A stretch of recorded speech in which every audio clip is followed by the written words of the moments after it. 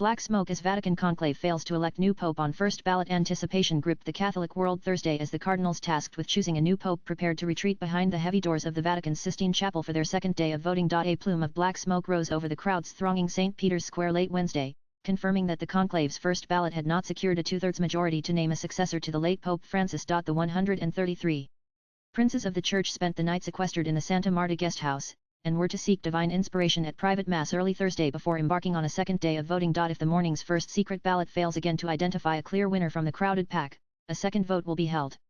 If there is no consensus again, 2 more votes will be held in the afternoon. The cardinals will remain behind closed doors until the newly elected 267th pontiff has a clear blessing to lead the world's 1.4 billion Catholics.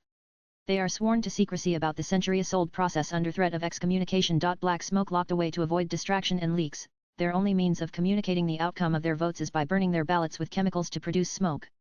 It is black if there is no decision, or white if they have chosen a new pope. The previous 2 papal elections in 2005 and 2013 lasted 2 days apiece, but some in the previous century took as long as 5.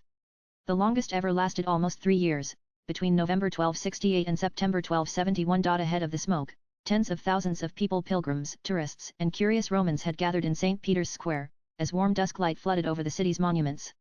Groans erupted when the smoke signal failed to turn white, the hoped-for signal of a successful vote. But the mood was not sour. I don't mind that it's black smoke, it shows the Holy Spirit is at work.